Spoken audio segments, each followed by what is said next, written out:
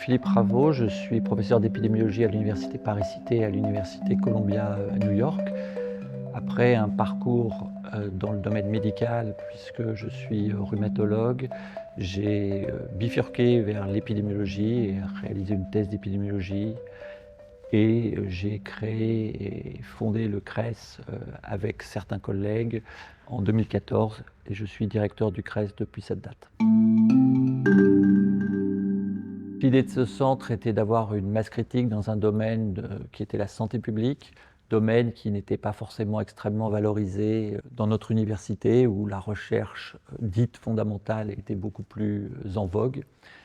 Et il nous semblait important de regrouper les forces de chercheurs ayant tous un intérêt sur la santé publique. Les membres fondateurs du CRES avaient bien sûr une histoire différente, des cultures différentes, venaient d'universités différentes, mais elles partageaient un certain nombre de valeurs dans le domaine de la science.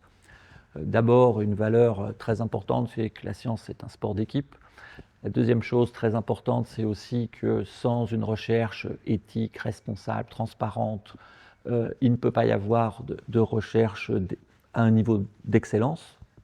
Et puis la troisième chose qui était partagée, c'est que nous avions tous l'impression qu'il fallait absolument continuer à développer la santé publique et à aider à informer la prise de décision publique. Alors le CRES s'est développé progressivement. Au départ, il y avait 5 équipes impliquées dans le CRES, puis on a rajouté très rapidement 2 équipes supplémentaires.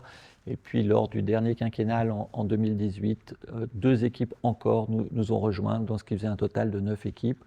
Et un CRES qui regroupe à peu près 380 personnes avec près de 50 chercheurs qui nous ont rejoints au cours des 10 dernières années, avec également de nombreux ingénieurs et scientifiques non-chercheurs, et enfin avec la structuration absolument remarquable du support administratif apporté aux chercheurs dans le cadre du CRES.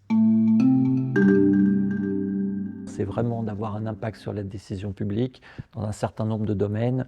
Je citerai par exemple la fantastique épopée de ce qu'on appelle le Nutri-Score, qui a été créé par des membres du CRES au tout début de la création du CRES, avec un développement incroyable de ce label qui est repris dans 7 pays d'Europe maintenant et qui va peut-être être repris pour l'Europe entière.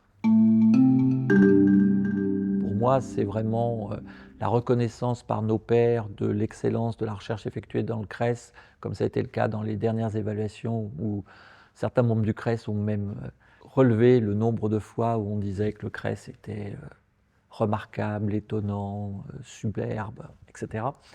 C'est aussi tous les indicateurs d'excellence classique de la recherche, comme le nombre de chercheurs qui vont avoir un financement de type ERC ou bien le nombre de highly cited researchers qui est considérable dans le CRES. Et enfin, c'est le nombre de recommandations en santé publique qui utilisent les données du CRES. Et je suis très rassuré et certain que le CRES va continuer à évoluer et évoluer de manière très positive et augmenter sa place dans le domaine de la recherche en santé publique.